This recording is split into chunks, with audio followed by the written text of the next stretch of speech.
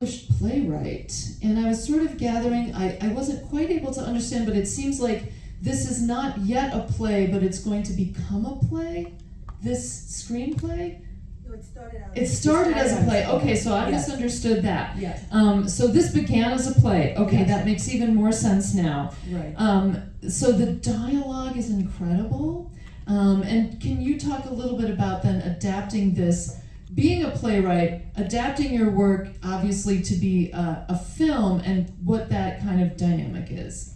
Well, that is actually the most difficult part, because there are two different species.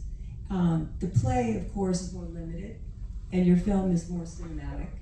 And, you know, you have the characters, which are essential, but, you know, the dynamic changes completely.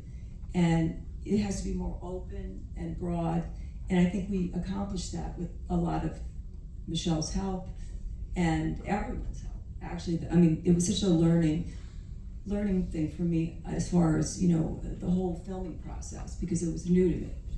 And I just realized that, you know, everyone contributes, everyone. And it makes all the difference.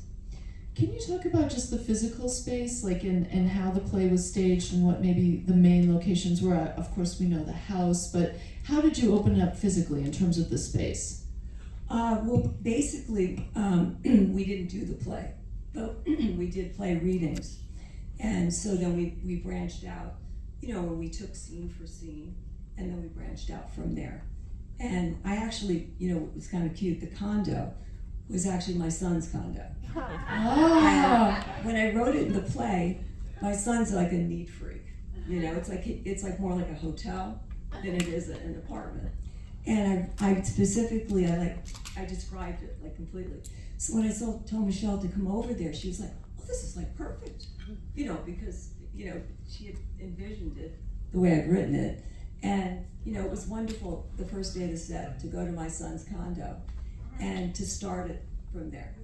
So it was a joy. Can you talk a little bit about the genesis of the story idea? So how did you come to it, Michelle? Like, was it a play first, you became aware of it? Like, how did this all happen? Yeah, it was interesting. We went back, I don't even know if you know, in 2012. I sent Michelle another play. And usually you're lucky if you even get an email back from a playhouse. And I'll never forget this for the rest of my life. I was coming into my kitchen and on our way, and the phone rang. And she says, "Oh, this is Michelle Danner." And I was like, seriously? And I was like so shocked that she called. And she basically said, the reason why I love this project is because it has heart. And that play I also have written into a screenplay. And we weren't able to actually achieve doing that play together because of our circumstances and projects. But bottom line is, I reached out to her again on this, and it has heart. And we both really, you know, we gravitate to pieces like that. Laughter, pain, heart, and really bottom line is love. And you feel the love in this movie, I think, throughout.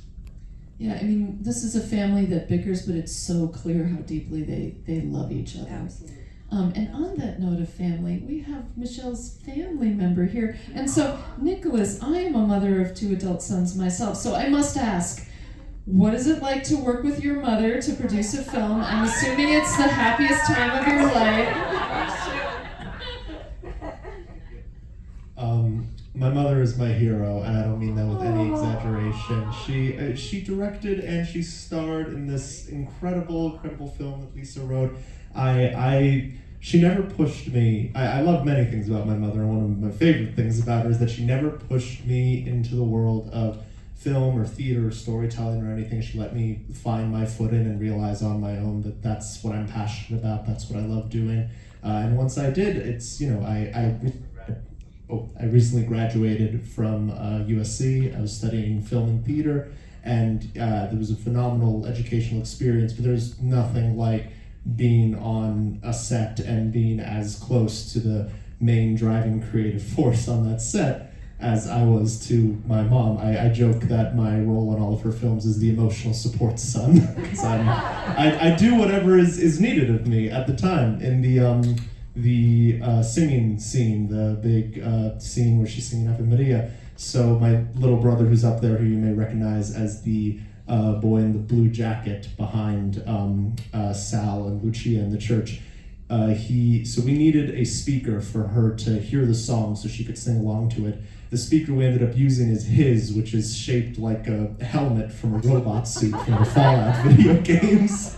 And so you're seeing below camera, out of frame, I'm sitting there with the speaker at my feet and just holding up the iPad teleprompting the lyrics just in case she needs to follow along.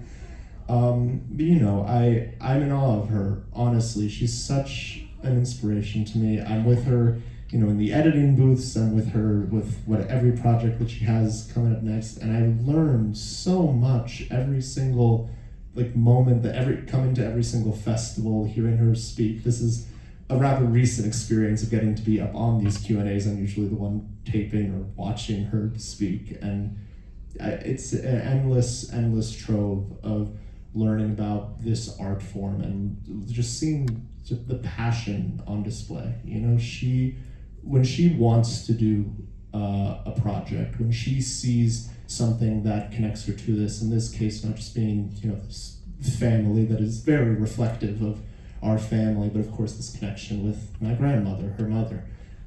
That drive to tell that story, to achieve that vision, that does not go away. That doesn't even just stay at the same spot of I'm not stopping until we see this happen. It intensifies, it develops, it finds its way into every angle of pre-production, production, post-production, and it's really just always incredibly inspirational to see. Let's take a moment, everybody.